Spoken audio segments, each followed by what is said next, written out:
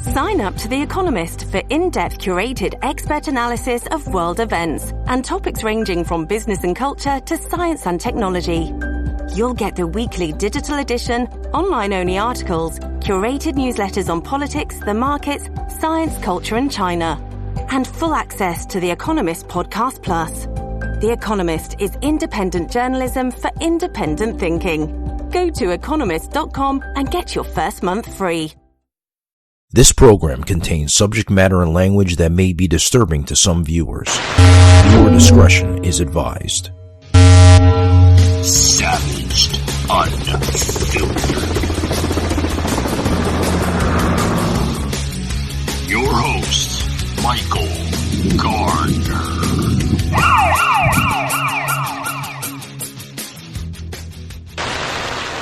To another edition of Savaged Unfiltered with Michael Gardner, guys.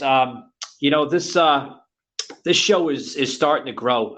It is. I just want to say thank you to the audience that tuned in to yesterday's with author and writer. We welcome them back to the show. We were talking something different other than politics. Yes, folks, politics is my life. I think I sweat politics. It comes out of my pores. But yesterday we were joined by Branch Isolé, and we had the discussion about coffee shop talk, finding small talk in poems in everyday life. And the conversation I had with Branch was very, very intriguing, fascinating, and interesting. So I want to thank the audience and the people around the world that tuned in. We have some stats here we're going to bring into the show before we kick off with today's topics. Just yesterday's episode on Spotify reached over, so far, folks, so far, and it's climbing, over 9,800 views. The views are also considered downloads too. So 9,800 worldwide so far. I'll take it. Hey, it's a good start. Reaching Ireland, folks, at 30%. Okay. Now these are the countries that viewed it, and that's holding the dominant scale on that episode. Ireland at 30%, USA just below Ireland at 20%, Canada sharing the same 20%, and coming in very, very strangely. But hey, thank you very much. Thank you. Switzerland at 30%. So thank you to the folks over there in Switzerland. I guess they like their American politics and their different different topics that we share on the show. Reaching 91% for males, 7% for female, and small bracket, folks, non-gender, right? Your transgender or transvestites or however you want to say, 2%. So, okay, thank you. That's all I can say is thank you, right? I'm glad we enlightened their mindsets to some type of crazy morale. But guys, joining us here on the panel here once again, our good friend of the show and a good friend off the show here, Joseph M. Lenard, the author of Terror Strikes Coming to a City Near You. Welcome back to the panel, Joseph. How are you doing this afternoon? Doing good, Michael. Thank you for having me back again. And you mentioned Switzerland, and it brought to mind something odd. And like you said, you didn't talk politics the other day. Maybe one day we can have an episode on movies. But unfortunately, with Hollywood, it would go back to politics too. But you reminded me when you said Switzerland of a movie back in the 80s. I'm not a huge Madonna fan. I mean, she was talented. But she had a movie in the 80s called Who's That Girl? Hilarious film. Oh, if you haven't seen it, you want to throw back a great, hilarious film. But she plays a young con artist. And she goes into a gift shop, a jewelry store with the person she's with. I don't want to give away the movie, and the person behind the counter asks her about school, and he asks, "Was it Swiss?" And she says it was the Swissest, as if trying to use it as a slang term for great. But yeah, you mentioned Switzerland, it immediately took me back to that funny movie. Oh yeah, like I said, folks, and Joseph here. We didn't talk politics, political viewpoints, or agendas or thoughts. Did not arise yesterday on the show. Yes, folks, I do. Sometimes take a break from the political specter of this world. I like to get into other topics, and Joseph just brought up a great idea. Hopefully, very soon in the near future, we can have an episode about movies.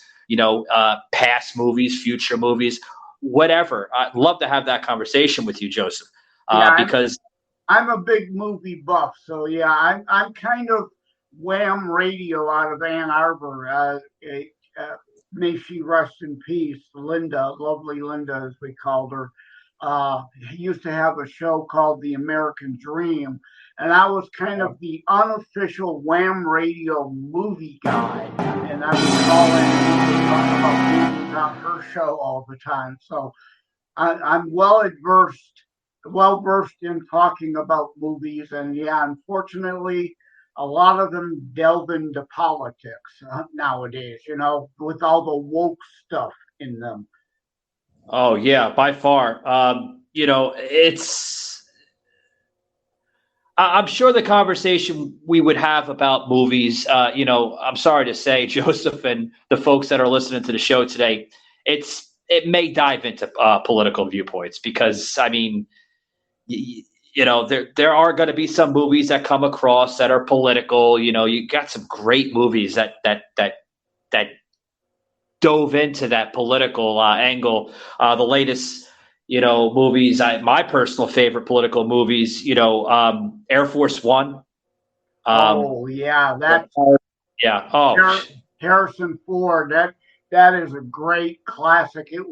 I like all those Clancy films turned movies, but my favorite film has nothing to do with politics, thankfully, of all time is called The 13th Floor. So if you're into digging up old movies, it came out in 99 before The Matrix. And it's the Matrix movie before The Matrix ever actually happened. And it's actually a semi-plausible movie. Think SimCity meets virtual reality today together. Oh, wow. It's part drama, it's part romance, it's part crime, it's part thriller, it's part sci-fi. To me, it's the most well-rounded movie I've ever seen made in my life. It comes from Roland Emmerich, who is the mastermind behind Stargate and Independence Day. So he's had blockbusters. That was to be a blockbuster that year, but unfortunately, The Matrix kind of supplanted it. And it has Gretchen Mol, Craig Bierko, Armin Mueller-Stahl. I'm drawing Dennis Haysbert. It's a great movie, a great cast, great acting, great script. But that's not what we came to talk about today. No, and thank you for kind of cutting it off the script, so to speak, for today's episode, Joseph. But we're going to take that up to consideration. Mackenzie, please write that down in notation. My new producer of the show and girlfriend here, she does a tremendous job.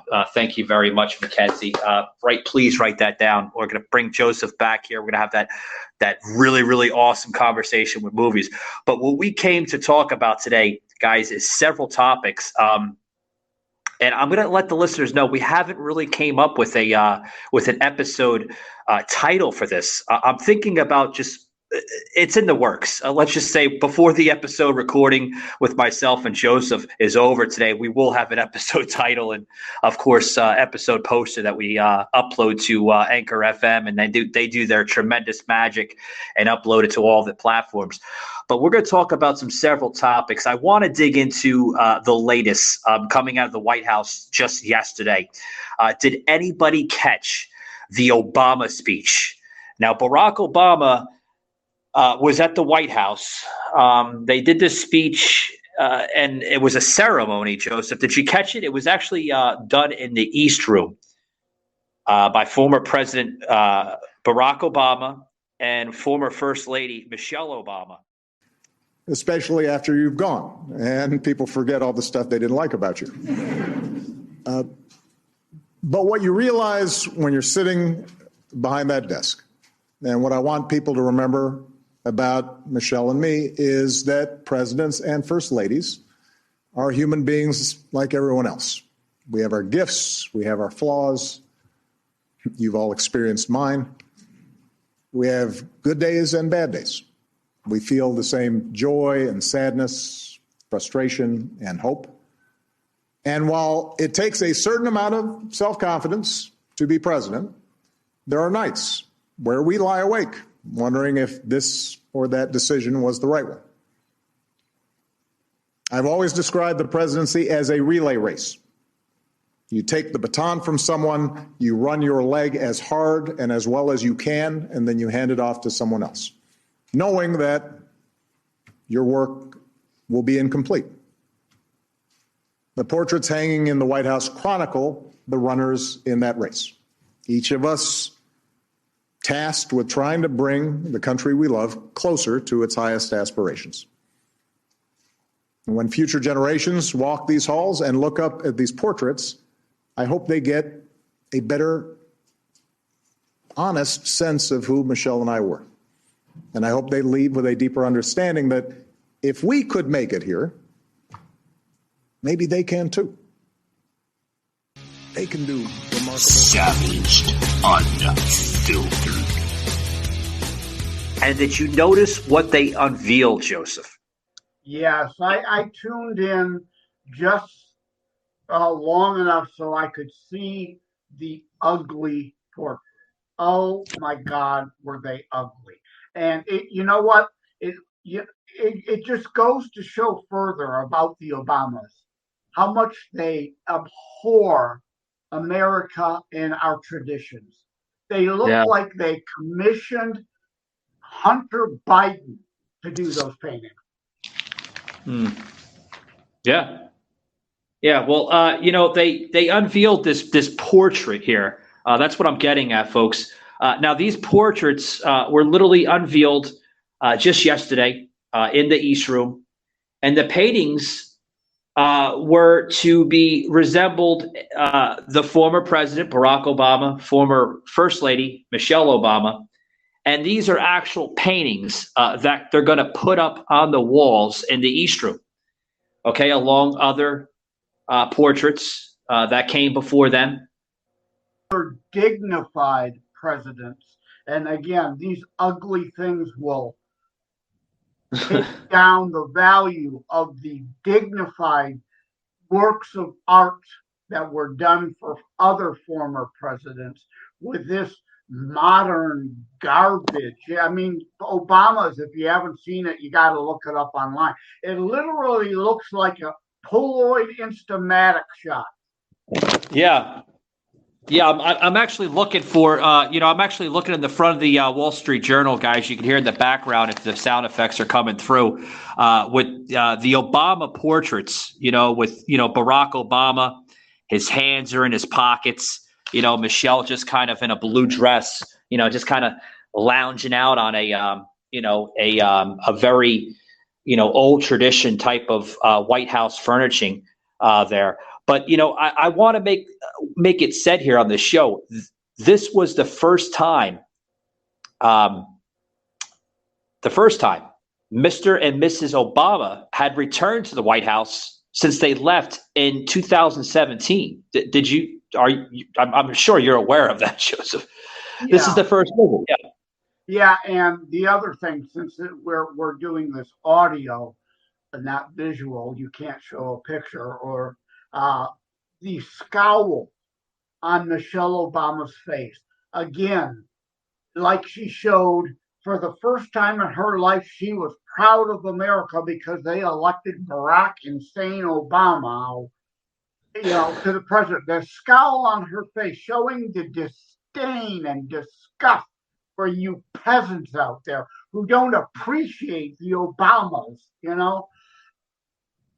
Yeah, I could agree with that, but there's also some demeanor body vocabulary that came out of the former president, and we're going to get that in just in a minute here. Some of the words that he had used, which I think is a total disgrace and disrespect to the former administration prior to Joe Biden taking office. Now, Mr. Biden, folks, I do want to elaborate to the listeners that Mr. Obama, I'm going to try to be respectful. I don't respect his agendas, but I'll be respectful to this point here that Obama did visit earlier this year for an event honoring his signature health care law. He did visit the White House, but did not actually go into the White House. So what I mean by this is the first visit to actually inside the White House. This is actually the first visit since 2017, since he left and the transition between him and Trump took place. Now, when he went back for the signature healthcare law that Joe Biden literally reenacted when he took office back in 2021, just a year ago. Ladies and gentlemen, Governor Ron DeSantis.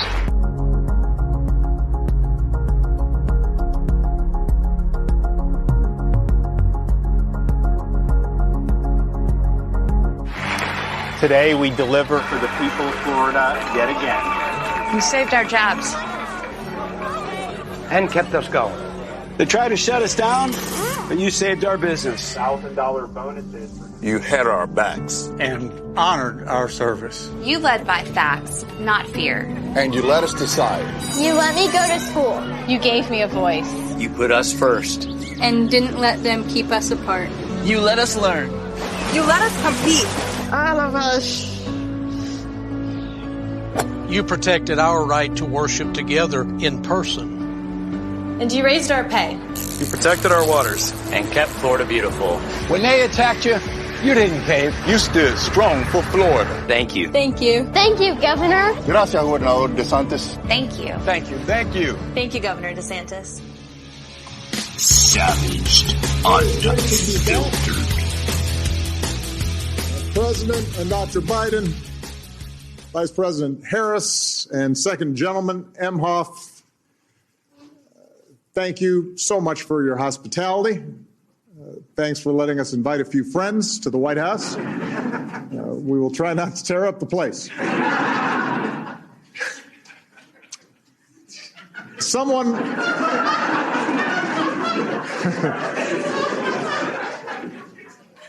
Someone once said that if you're looking for a friend in Washington, get a dog. Our family was lucky enough to have two wonderful dogs.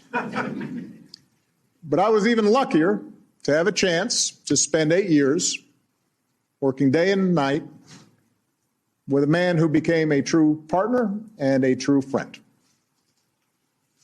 Joe, it is now America's good fortune to have you as president. You guided us.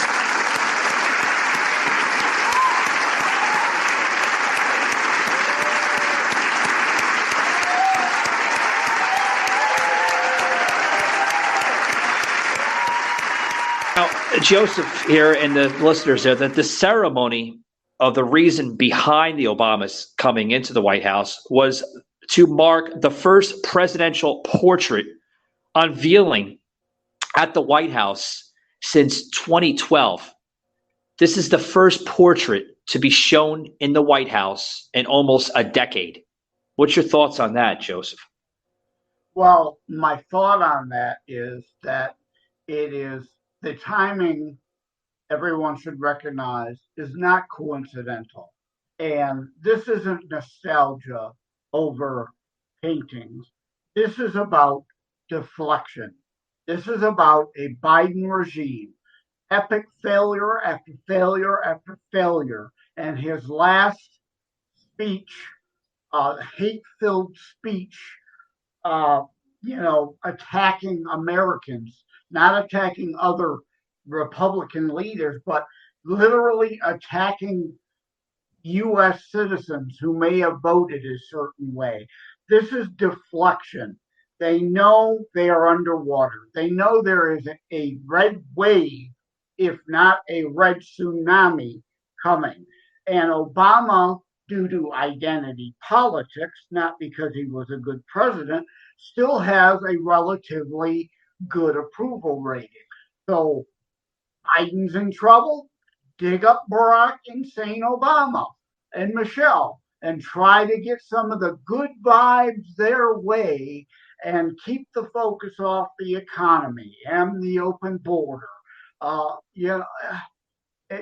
The energy independence that they squandered, the Afghanistan failed withdrawal,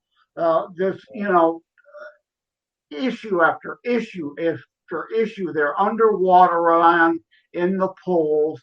They're desperate to try to reshape these midterms in any sort of way possible. Yeah, and you mentioned the border here, which I have a story here I want to bring into the show just in a short period of time here. But I want to get back onto the story here with this Obama visit. Now, folks, the White House portrait collection, which I found very, very interesting. Okay, it dates to a painting of former President George Washington that hangs in the East Room, and it's very interesting that in that room, Joseph, they picked a certain particular spot to put the two paintings of Mr. and Mrs. Obama right next to the former President George Washington. Now, what a joke. Yeah, hold that thought, Joseph. Now, this president, and the reason why I say it's interesting is that this president was, in many eyes, a president of divideness, radical rhetoric, and I mean, that's just to name a few. But to put it next to the very first president of this country, the contrast, in a way, it's not a bad idea because the contrast for people to understand and need to grasp couldn't be more stark. You have Washington, a founder of the nation that Obama tried to, what was the term? Not reform, but you transform, fundamentally transform. Washington, the regal, prestigious, worthy of respect leader. And the painting itself wasn't even just about Washington. You could see DC in the background of Washington. You could see Washington with his sword giving honor to those who fell to create this nation through a revolutionary war. You can see him regally gesturing off to the right with his hand to important information. It was more than about Washington. And Obama, again, it's like a Polaroid instamatic shot. It's him, only him, all about him. Look at me, look at me, look at me, look at me. Yeah. And just to give a little history lesson of these White House portraits, folks, starting in the 1960s, the White House Historic Association sought to acquire portraits of past presidents and first ladies, not in the collection, and began financing portraits of recent presidents. Now, this was coming from the organization president, Stuart McLaurin, if I'm pronouncing his last name correct. Now, this gentleman is the actual president that runs this organization for that sector of the White House. He literally controls it all. But to come up with portraits of former president, former first lady, the Obamas, how come there wasn't any decision with possibly bringing in the Trumps, Donald and Melania? Yeah. Right? Which Joseph, that was brought up in the conversation. Okay. Where, if you remember, if you folks actually, took your time and, your energy and literally watched that, okay, that whole spiel that, Barack had said, Obama praised Mr. McCurdy. Now, Mr. McCurdy is the gentleman that painted the portrait. He's the gentleman that literally took his time and actually painted both portraits, both Barack and Michelle's. And he praised Mr. McCurdy, saying that he paints people exactly the way they are, for better or worse. And then Mrs. Obama referenced the fact that the Obamas were the first Black family.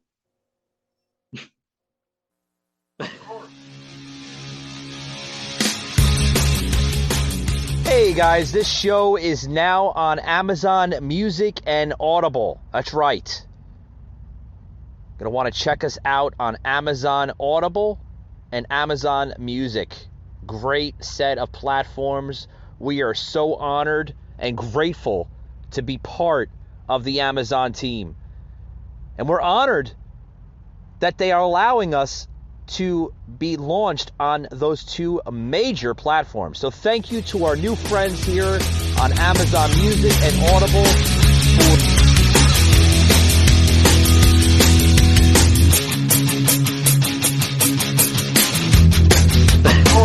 Because it's all about identity politics, not about the country. It's all about them and sadly their identity. And I don't want to make this partisan.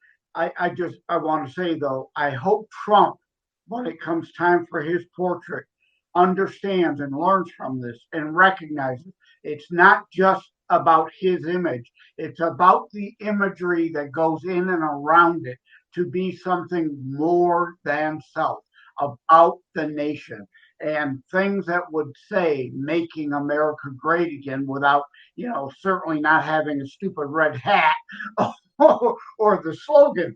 But to not make this partisan, think back to JFK. Compare Barack and Michelle's to John Fitzgerald Kennedy and Jackie Onassis. Elegance, and even Bill Clinton. Just think about Bill Clinton. He didn't do anything this horrendous.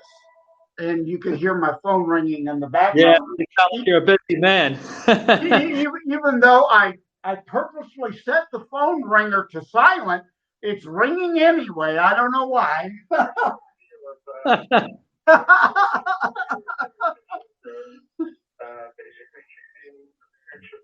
Yeah. But yeah, it's election season, so yeah, I not only am I busy with shows regarding the book and topics like this, but the midterm elections coming up, because we obviously got a big election coming up here in Michigan, trying to get rid of Governor Wretched Whitler, who is as bad as Cuomo and Wolf in PA, and all these others that put sick patients into senior homes and resulted in countless deaths. So yeah, my phone's ringing off the hook these days. I hear you. You mentioned Trump, Joseph. Do you actually think that when it comes to that time, that this department, this White House Historic Association of what they're known by, will actually present Mr. Trump with his respected portrait along the side with Melania? I think they have to. I really, they have been so petty so far. I mean, they may not want to, but it's a tradition. And even if the Democrats don't, the next Republican will certainly afford the Trump portraits. Well, what about what about a lot of people are questioning the fact if Trump runs, which I hope he runs in 2024, he's making a lot of hints and a lot of little teases along his rallies. But do you think that, because a lot of people are questioning this, Joseph, that it possibly, do you think, now, if he does run, I don't want to see it right away. But if he doesn't run, if he does not run in 2024, do you think by 2024 or shortly after 2024, we may possibly see a presidential library under Trump? Yeah. I mean, every president has their own library, but obviously they tried to go into Mar-a-Lago to prevent some of the documents that are damning to the FBI and the whole Hunter Biden cover-up and the Russian collusion delusion garbage. I firmly believe he had some of those documents that were declassified, that would have went into his library and everyone would have seen it exposed raw. That is, I think, the major mitigating factor of why they went in. It was a massive CYA operation. Yeah, I remember that. And just to close this segment out here, because I want to get into the next one, a perfect thought came across former Judge Jeanine Pirro, which she is a co-host on Fox's The Five, just the other day said that, and she said this just the other day, and then she also said this reference to later in the afternoon with the speech from the Obamas, and she said that with the deflection that Obama had shown in this speech is literally disgusting, because if you remember, the speech came forward to this portrait being unrevealed, to the American public, and I quote, "What we are seeing is a reminder that there's a place for everyone in this country." Or El Salvadorian president, that's the only way you're actually going to get the migration under control. Judge, I get your perspective. I would like your perspective on the prosecution of the suspects that they have already apprehended, but there's got to be a connection, right? So they have the three people there, but there's obviously a chain that goes all the way back. Well, I mean, what you do in a situation like that, and God bless California, they let these guys out as soon as they arrested them. I mean, these guys who have all the information, a lot of them on fentanyl, and these guys in particular, you get information from them. You pull them hard. And they can give you information as to smuggling, whether it's human smuggling or drug smuggling. They know what's going on here. And you just go up the chain. You scare them, you scare them, you scare their families. The feds do it every day. But I got to tell you something. I think in a bizarre way, I think the Biden administration could turn this thing around and say, see, the border is closed. We told you the border is secured. See, they had to smuggle them in like this, and they're dying to come in. Here's the bottom line that contradicts all of that. The president is in the United States Supreme Court fighting the remain in Mexico policy. He doesn't want the illegals to remain in Mexico. He is fighting Title 42. He wants to open the border. The president fought with Governor Abbott because Governor Abbott was inspecting the 18-wheelers as they came in, and then everybody brought a lot of criticism in, said he was slowing down traffic. Governor Abbott could have found these people before they actually died, but no, we had to stop him. And so what this administration is doing is they're laying out the welcome mat every day in terms of what they do. So they can tell me until the cows come home the border's secure, that the border's closed, and they're lying to all of us. They're busy flying them in, busing them into the interior. They're housing unaccompanied migrant children smuggled in by the cartels that they're accompanying and facilitating, hiring 800 Americans to staff a facility. They're quietly erasing immigration cases, giving de facto amnesty to 1 million illegals.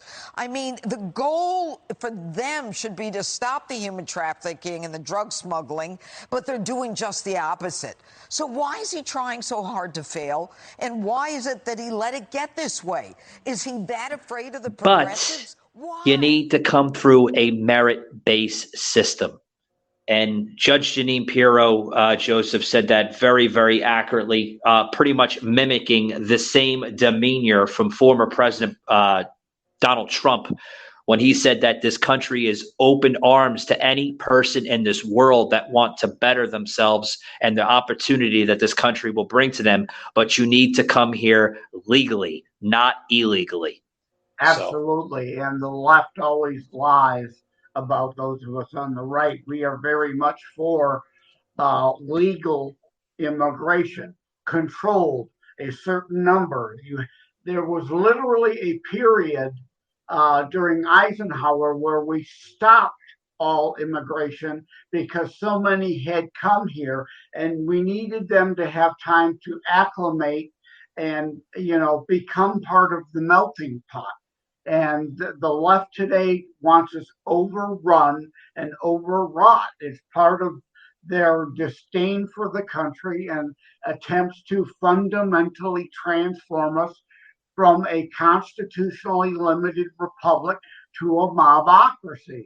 They are only concerned about what helps them win elections, and they literally do not care the suffering of United States citizens who can't get jobs or lose jobs to illegals who are here or are having to pay more in taxes. The Inflation Reduction Act, false named garbage, was really a tax increase bill, which will kick in after the midterms. Of course, they hid the taxes till after the midterms because they knew the red tsunami would wash them all away if America were to pay attention and discover that, and the media covers for them.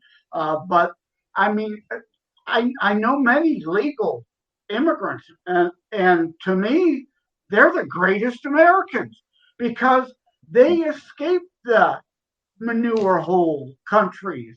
They knew firsthand what it was like. I got a good friend, Helen Szabo, who escaped from Hungary back when the Iron Curtain was still there.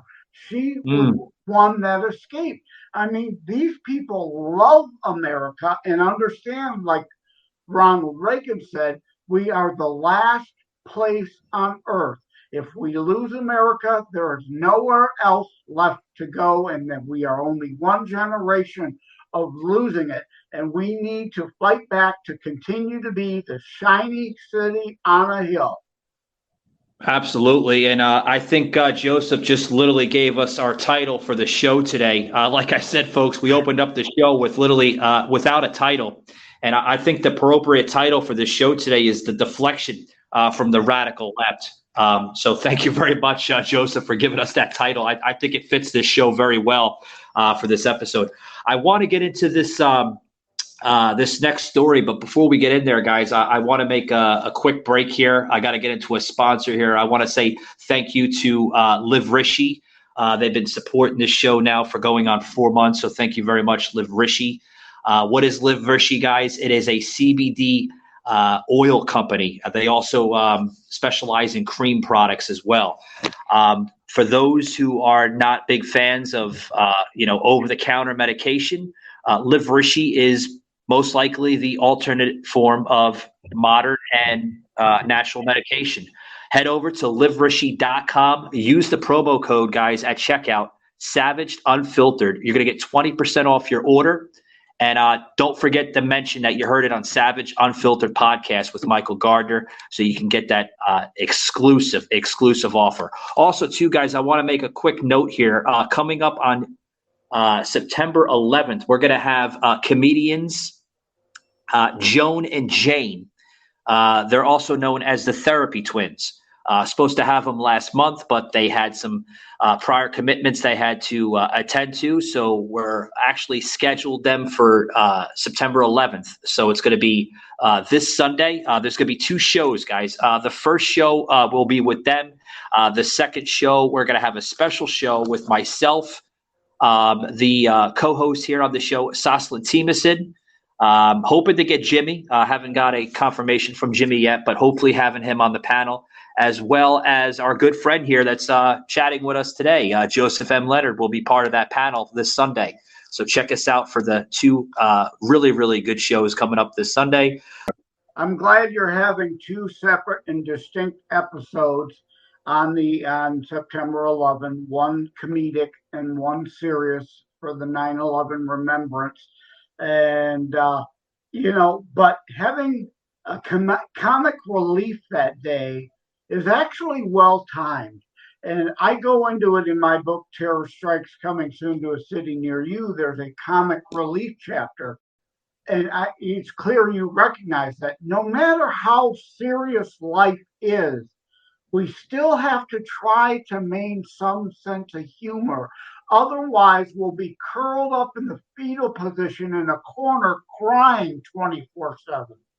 Oh, absolutely, Joseph. And I think delivering that special episode of 9/11 21 years later, because it's been 21 years later. I'm going to basically represent that show very, very accurately. And I'm telling you right now, folks, some of the show will be sad, but some of it will be very resourceable, if I may use those words. Because the reason why I say that is because I happened to live in Lower Manhattan 21 years ago. I was a young man. I was 19 years old, living in a very, very small apartment, literally on the Lower East Side. As you get through the Holland Tunnel, everybody, if you kind of know that area, or if you're listening to the show and you live in Manhattan, right by Canal Street and Broadway, which is also known as Lower Manhattan. And that's right where Chinatown literally begins.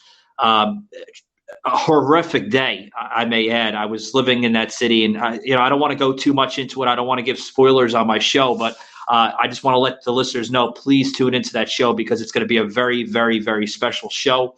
We're going to have a lot of special plugins to this show. A library. I'll give one spoiler here on the show. I just want to let the listeners know that there are some personal clips that I saved now 21 years later that I will air on the show that I experienced firsthand. Now, some of it you will hear my voice in it. Some of it you will not, because of the distraught audio, because it was very loud, almost like if you were in a war zone. That's how loud it was, as the buildings were basically deteriorating, coming down, and the smoke and sirens and everything. So I just want to let the listeners know that the audio will be a little distraught in the plugins. But Joseph, I want to get into this next topic here, because I don't want to, bring in too much of the 9/11 segment here for this Sunday. But you mentioned the wall, right? I want to get into this wall segment here with you, Joseph, with new state charges coming after Steve Bannon for this wall campaign. Did you read into this article at all? I have not read the article, but I am familiar with the situation. It's been ongoing for a while. I myself personally donated. There were a couple of different wall funds. GoFundMe pulled it down, and they did it. They had to move it elsewhere.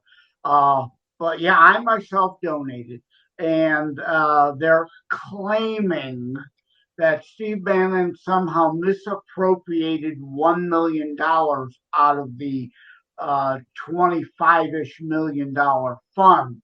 Now, holy shit! Yeah, I'm not casting any judgment here one way or the other. I'm waiting to hear facts and evidence, not just more witch hunt, baseless accusations, as I would suspect at first this is. It's an all-out attack to get him any way they can. And Trump pardoned him regarding federal issues, but that doesn't apply to state charges in this case. And well, yeah, Joseph, hold that thought. You just mentioned he pardoned him. With that being said, do you agree with former President Trump pardoning him with that whole thing behind it? With the charges that were being levied, and again, it was all part of a much broader witch hunt. Yes, I agree with him wholeheartedly doing that. Yeah. Well, just to dig into the story. Yeah, hold on, Joseph. Just to dig into the story a little bit more, the former Trump advisor, right, Steve Bannon, is now expected to face New York State criminal charges this upcoming Thursday. That's actually tomorrow, following an investigation into a crowdfunding campaign, which we kind of went into a little bit, relating to the GoFundMe, to build a wall along the southern U.S. border, right? Now, according to people familiar with the matter, Mr. Bannon is scheduled to surrender to the Manhattan District Attorney's Office this upcoming Thursday morning, tomorrow. The exact charges right now are not to be determined, but the indictment is currently under seal, according to the people. Wow. Yeah, and I just wanted to add, I'm a rule of law conservative constitutionalist Republican. I mean, so I don't say giving out pardons lightly. I think it was warranted in that case, but I want to make absolutely clear, I am not a hyper-partisan hack. Believe me, if a Republican commits a heinous crime, I want them locked up like I want anybody else locked up. So, I'm sure there might be some out there who will try to, paint me with a broad brush and say, well, anytime a Republican does anything, he's all for it and willing to let it go. No, false. You could see my articles. I have a long history on my social media. I have a long track record, rule of law, but like all things, there can be exceptions to every rule. Yeah, I got to say one thing, though, Joseph, well said, too, by the way. I got to say one thing. They want to bring up federal charges to a private campaign, okay, meaning, a GoFundMe, and I'm sure there was other funding type of organizations that were behind this. That's actually a crime if you're going to use a private campaign to try to, to bring funds towards the wall. Like, what's the criminal charges behind that? I don't understand that. Maybe I'm missing something. I don't know. I don't fully understand it yet either, which is why I'm saying we need to wait, hear the actual charges, and if there is indeed any evidence, or if it's just another witch hunt garbage, like the New York Attorney General going after Trump, trumping up, pun intended, anything and everything she can to try to levy a charge, whether it will stick or not. They just want the taint of a charge brought, whether it's valid or not, and whether they're found innocent or not. They want to taint them in hopes of tarnishing their reputation and their image and discrediting the whole MAGA movement. Well, Joseph, yeah, I agree with you, man. Like, this is the same shit that happened, back in 2020. Remember this, folks, that federal prosecutors in New York did the exact same thing in August of 2020, which is a shy 2 years ago, to literally to try to undermine the election. It didn't work then. And what I mean by election, folks, is they were targeting Trump and the whole inner circle. And they tried to use it as a political a weapon, pretty much. And we've seen that come out, with the Mueller reports. We've seen it come out with the Russia collusion crap, and now this latest shit coming out of Mar-a-Lago. So I mean, to use a private fund, and to pretty much levy around, mostly, a good solid MAGA Republicans, right? I think that's what they're calling us now, MAGA Republicans. We're the fucking threat of this damn country, which I think is bullshit. But to levy around that shit and then have them say, oh, they used a private campaign because they wanted to build the wall. What the hell is wrong with that? Unless it says it in the Constitution that you cannot use private campaigns or private organizations to fund stuff as that matter, as the wall, then yes, I understand. But if it does not state that in the Constitution, Joseph, then they can be talking about it. And let's be clear. These were privately raised funds for sections of wall to go up on privately purchased, privately held land. We're not talking about forcing a private fund wall up on public land. That's not what happened here. They'll probably try to twist it. Private funds, private land, private built wall, contracted with people who wanted to do it.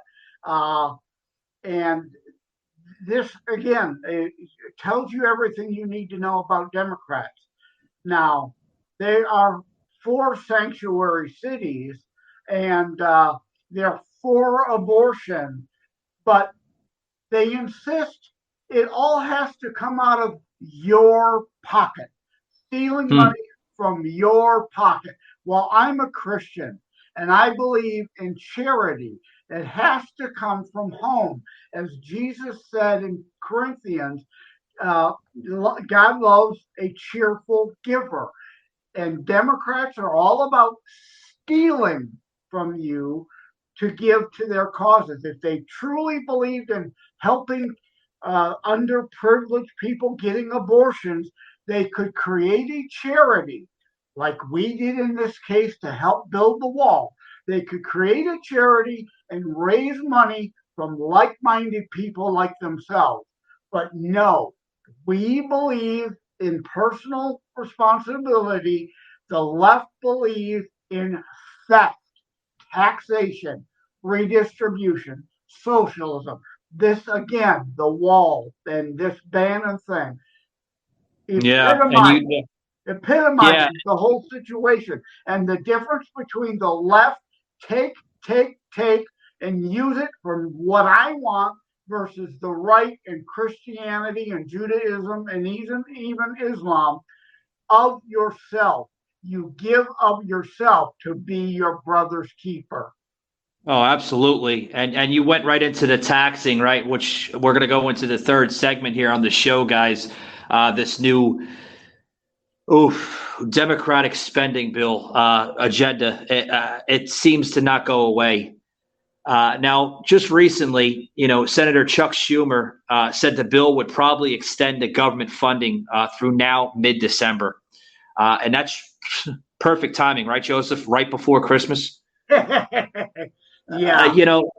This new Democratic spending crap right now funded beyond September with Ukraine aid likely to survive. But it's going to measure related to the COVID-19 aid. Along with that, Joseph, we're seeing energy with that. We're also seeing, the same-sex marriage crap that they're throwing into the bill.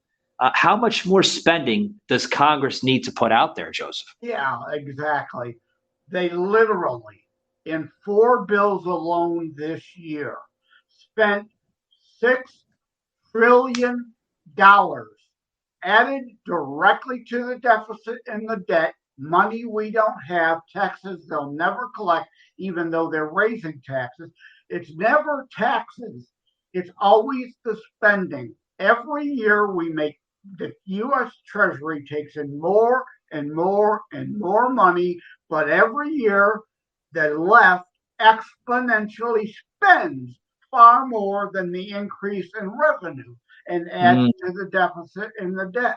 $6 trillion over and above every other year, yet that's not enough. None of that went to actually funding the government. Now they're talking about the supposed necessity to fund the government. Well, I say, go to hell. Shut the Yeah. damn government down the rest of the year for all I care. Yeah, and you know, there's a good point here that I want to make.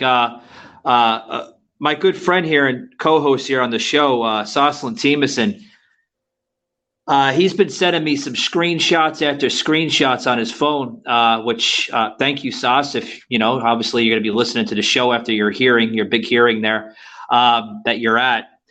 The spending that the Democrats are doing right now is out of control. Literally, I mean, Sas has an entire notebook filled with just spending agenda after spending agenda. A lot of it has to do with this Ukraine crap, COVID-19 aid, energy aid. They want to fund same-sex marriages. They want to fund transgenderness. Grooming. It's disgusting of what's in this bill. Absolutely disgusting. Excuse me. A lot of what you see in this bill has nothing to do with what they're actually pushing it. Now, the Biden administration, literally, folks, needs to ask Congress. Excuse me. They have to ask Congress to include in the new spending bill some $47.1 billion in emergency spending, including money to fight the COVID-19 pandemic and the monkeypox outbreak, as well as, like I said, aid to Ukraine. More money, Joseph, that literally this country will never pay off. Never. A lot of it is like the COVID. There are billions we haven't spent that they already authorized before. They want to authorize more to create a bigger slush fund for them to play with. This is money laundering, like you mentioned. You alluded to environmentalism through energy, more subsidies for wind and solar that failed. Another Solyndra who will go in business. They'll pour billions of dollars in. The Democrat donors who create the company and operate the company will money launder millions of dollars to themselves, which then in turn, some of those millions will be money laundered back to Democrat campaigns. But this is about slush funds because the Democrats know this is their last chance to fund all their wish list agenda items for any time soon to come after they lose control of the Congress this year. Yeah, and I need to remind the listeners here, with this spending bill that they want to the funding through. Now we're told mid-December, which I think is just out of control, if you ask me. This is going to need 10 Republican votes to advance a bill. Now, 10 Republican votes. That's all it's going to need. Now, Joseph, that's interesting, isn't it? 10 Republican votes. Who do you think the Republicans that they're going to be turning to? Oh, I know. It's going to be your turncoats. It's going to be your ones that are not for America, right? You know who I'm talking about, Joseph. Oh yeah. Savaged, unfiltered. In the Senate will be Romney and Murkowski and Collins again, but they need 10 votes to get it past the filibuster in the Senate. So we're likely to cut some of this spending out, but we're not going to eliminate all of it, unfortunately. And let me again be clear. I am not a hyper-partisan hack. I have been complaining about deficits and debt since the Jimmy Carter years. Reagan did a little budget cutting, but not enough because he had a Democrat Congress and he had to cut deals.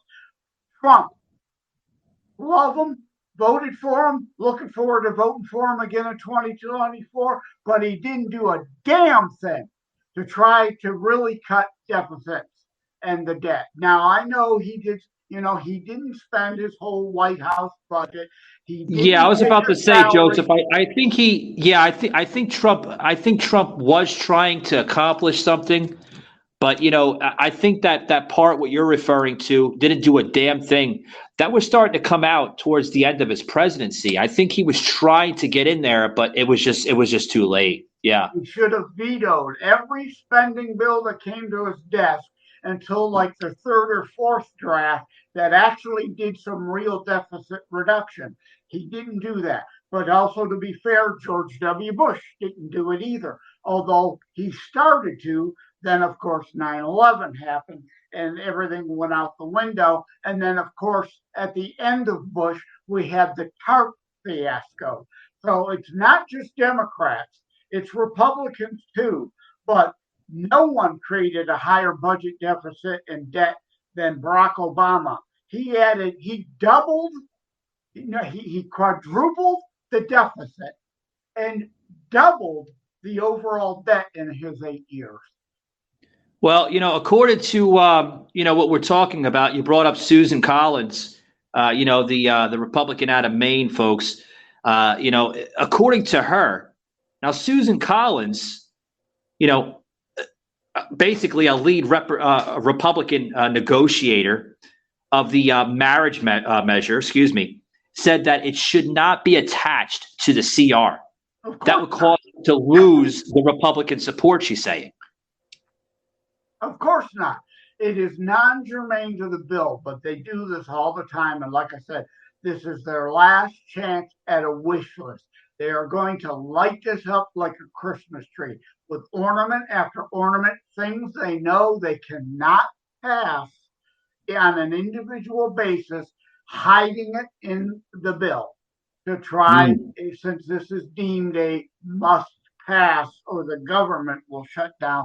They know they can sneak through at least 70% of their wish list, and certain rhinos will cave and go along with it. Like I say, let the government shut down for a while then, because every time it has, people came to learn how little the federal government does for them.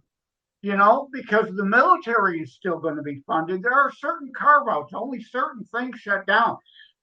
Shut down the IRS? Oh, hell yeah, let's do that. Shut down the fraudulent FBI as it stands now? Yeah, that's not going to stop your state and local crime-fighting agencies from still operating.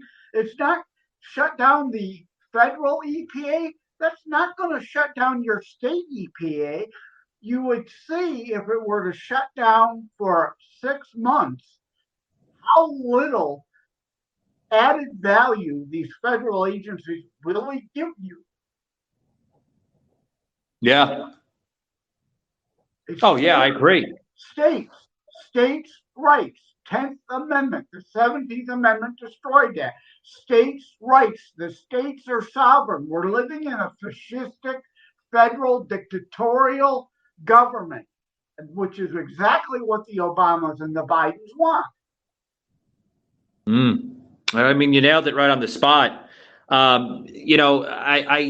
want to plug in this video here with Chuck Schumer literally speaking about this, guys. I mean, literally. I mean, I thought we had enough of seeing him. Check this out, guys. Thanks for coming. I hope everyone had a good August.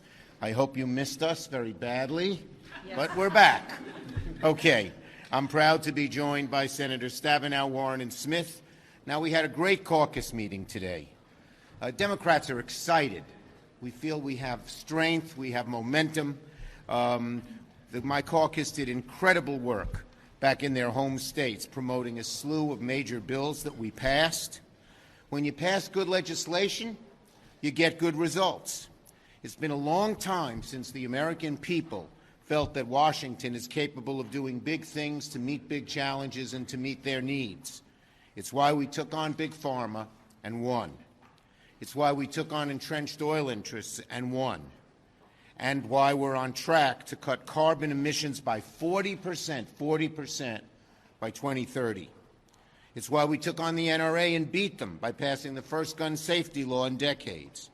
Across the country, our members have been talking about the benefits of the CHIPS and Science Act and, of course, the Inflation Reduction Act, which became law last month.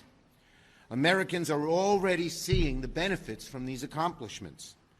The new laws are creating new investments, new jobs, new opportunities for American families and their communities. It's allowed America to pivot into the industries of tomorrow and lead the world, as opposed to lagging, which so many Americans were worried that we would do. So already a whole host of companies have announced major investments that will help grow our country into the future. Jobs right here in America, not jobs overseas, jobs in industries that have great futures that are not looking backward at the past. For instance, Toyota just announced billions in new investments to start manufacturing batteries for electric and hybrid cars in North Carolina. Now the video clip that I plugged in as a sound clip here into the show, guys, this is exactly what Joseph and I are talking about. You know, the overspending of the bill, the amount of money going into this, like I said, has nothing to do with spending at all. It has more to do with, Ukraine aid. It has sought another $4.5 billion to support Ukraine's government, which has survived on Western giving. Now, this is said by officials in Kyiv, right? Kyiv, if that's how you pronounce it, in Ukraine, which they need about, Joseph, get this, $5 billion every month just to cover the essential government services to keep its economy functioning. Now, do you think that this is going to be a bipartisan support for the administration's request for both additional military and general economic assistance funding? That part will be, and I'm to be clear, I am all for helping Ukraine to some degree, but we're broke, people. We're broke. Yeah. Where is Europe? That's Europe's problem. Let Europe spend this money. Now, I'm all for selling them arms they need, but I am not for giving them money. This foreign aid stuff has got to cease and desist. Yeah, and the Democrats on the left, back to the spending crap that we're talking about, right? The Democrats also have raised objections to permitting the bill. Now, just this past Tuesday night, just last night, Senator Elizabeth Warren, right, Pocahontas, right, declined to rule out blocking a continuing resolution that included the measure which speeds up permitting for fossil fuel projects, right? I know Joseph's probably going to love this part of the conversation. Fossil fuel projects, as well as renewable energy products. Now they want to speed up the permitting, Joseph, for these fossil fuel projects. Why in the hell we're talking about oil now, folks. Why are we still begging Russia, the Middle East, and all over the Middle East for fucking fuel when we have enough damn fuel in this country that's literally under the state of Texas and other states, for that matter, that will last literally a lifetime, if not possibly the next 1,000 years? Why are we continuing to beg the Middle East for fuel when we have it right in the backyard here in America? They literally want to ease the sanctions and have another Iran deal. The literal terrorist state of Iran that still chants death to America and death to Israel, which obviously is covered in terror strikes coming soon to a city near you.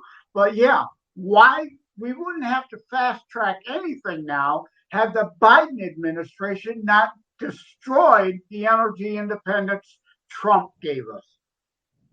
Well, Joseph, this is the same shit that we've seen under, Republican President George W. Bush in the early 2000s. That's one of the reasons why this whole, ordeal went down, which will, another spoiler, folks. Sorry, I had to give another spoiler. No more spoilers. Mackenzie, please shut me off if I say this, another spoiler. Thank you.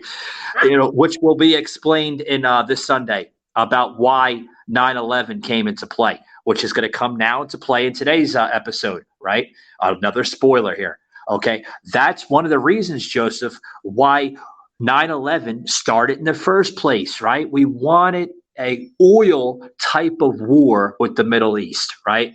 So there was a lot of rumors, a lot of speculations, a lot of accusations that possibly George W. Bush started this intentionally. Did you see it come out the same way, Joseph?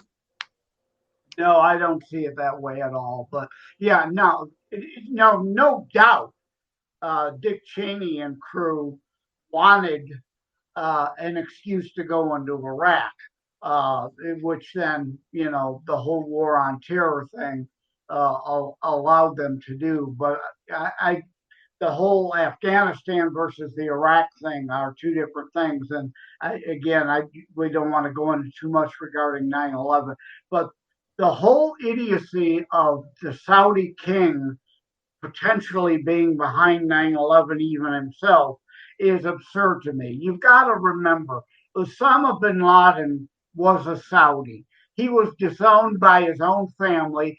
He was stripped of his Saudi citizenship. He recruited the Saudi hijackers and musclemen, knowing full well that the conspiracy theorist mindset would then go to, well, they're all Saudi, so it must have been a Saudi plot. Osama bin Laden was smart in that sense. Yeah, it was. I mean, just the that's an episode for an episode. Guys, as we conclude here, I first and foremost, I want to thank Joseph for always making the time and the commitment to the show. He's, like I said, he's not only a good friend of the show, but he's a good friend of mine off the air as well. Joseph, I mean that from the bottom of my heart. Thank you, sir, for always being a part of the show and bringing your expertise in politics here to the show. I want to close out the show with some of these some stories here I hear from your neck of the woods, the backyard there, so to speak, of Detroit, with this new kind of what we're getting into right now, the spending in Detroit. I noticed that there's some spending issues going on in the city of Detroit. Can you elaborate to that a little bit, or? Well, Detroit has always been, since the 1960s, controlled by the left. It's a one-party rule in Detroit and pretty much even most all of Wayne County. And it's all about stealing from the suburbs to funnel money to Detroit because they can never manage the money. And people will probably remember Detroit literally went through a bankruptcy at one point, and they started to get their act together because they were forced to get their act together.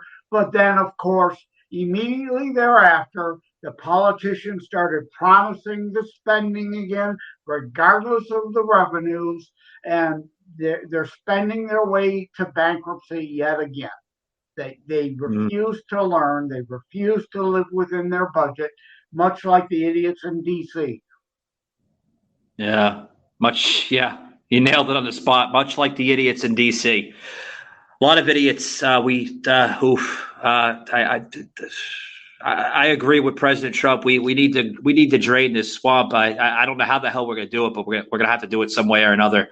Guys, as we close out the show, I want to give Joseph the floor here and allow the listeners, if you're not familiar with Joseph M. Lenard, he is the author of Terror Strikes Coming to a City Near You. Now, Joseph, I noticed, in our last conversation we had just a short period a while ago, there's some really, really good deals coming out of that book. Did you want to elaborate to the listeners on some of that?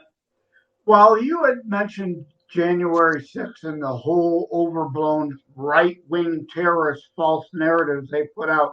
So I have a press release on that. I have a blog on that. So I'd really like people to check out terrorstrikes.info/press releases and terrorstrikes.info/blogs to read up on the elaboration of what Mike had only briefly mentioned earlier, the whole playing up of January 6th. Now, was there some damage? Yeah. Again, rule of law. Those who actually destroyed property ought to be arrested, ought to be charged, ought to be put away for a short period of time over a property damage thing. But the trumped up charges against all these others who were literally waved into the building by the Capitol Hill police is just ridiculous. And again, it was all about allowing the left to deflect from Antifa and blackline Marxists, literally a whole summer burning down countless American black communities and black-owned businesses, rioting, looting, murder. The left is where the violence is, and we all know it. We all see it, no matter how much CNN and MSNBC tries to cover that up and peddle the other false narrative that the right is violent. Literally, Maxine Waters and the squad all screaming about getting in people's faces and, being lawless. They literally had someone who was going to attempt to murder Supreme Court justices. We all know where the violence is. We cannot let them get away with this spin and bullshit that they're trying to peddle now. It's just absurd. And it's amazing to me that anyone who calls themselves an independent, which to me is just another name for a fascocrat, because if you haven't figured out yet that you have to pick a side, the Republicans, it's right in the name, Republic, are for a constitutionally limited republic. The Democrats are for turning the United States into a Democratic Republic of North Korea or a Democrat Republic of China or the Democratic Republic of Russia. Look at Russia. Yeah, Putin, Medved, then Putin again. That's been a dictatorship for decades now. They're not a democratic republic, and that is exactly the type of false democratic republic they want to turn America into. No, I mean, you nailed it on the spot. Hopefully we can see some of this. I'm told that there's a special hearing coming on September 20th and September 21st with this whole, spending bill, and we all know that the Fed is the federal department is literally setting a path for another, almost 1 point rate rise. I don't even know what's about to come out with that. Joseph, it's been an interesting conversation as always with you, sir. Thank you for coming on. Please close this out, man. Let the listeners know where they can find you. I'm sure that your book that we talked about today will reflect on a lot of not only what we talked about, but what's in the book. So the floor is yours, sir. Yeah, the important thing for me to leave in closing about terror strikes coming soon to a city near you, it's not just about foreign terrorists. It's about domestic enemies, like the fascocrats, as I call them, destroying America from within. So it's important to point that out. And yeah, you could find more about me at josephmlenard.us or about the book. And like I said, the press releases tab and the blogs tab at terrorstrikes.info. And of course, I hope you'll be interested in buying an autographed copy of the book direct from terrorstrikes.info. Certainly not something you'll get from Books A Million or Barnes & Noble. Good stuff. Guys, thank you for tuning into today's episode. Remember, guys, I'll mention again, January 11th, we're going to have the Therapy Twins, Joan and Jane, on the 11th, as well as the special episode for the 9/11 21 years special edition episode this Sunday. Mike, I got to break in. Breaking news. Sorry, go ahead. Breaking news. Queen Elizabeth has died at age 96. Oh, wow. I'm not a fan of the monarchy, obviously, but she was great for that nation. She was a leader all these years and a great source of stability for that nation. It's a sad day. Well, thank you for the breaking news, guys. You just heard it from Joseph M. Lenard here. Breaking news, Queen Elizabeth literally passing away as we speak here on the airways. Please give your condolences to the royal family there in England of the passing of the Queen. And please keep their family in your hearts and prayers, guys, as we're just hearing it right now for the first time here on the show. And I'm sure, the media is going to be blown up with the news and everything. Queen Elizabeth now dead at the age of 96. Wow. All right, well, take care, brother. I love you. God bless. I've got to head off for 2 o'clock tonight. All right, sounds good. Guys, thank you very much for tuning in. Make sure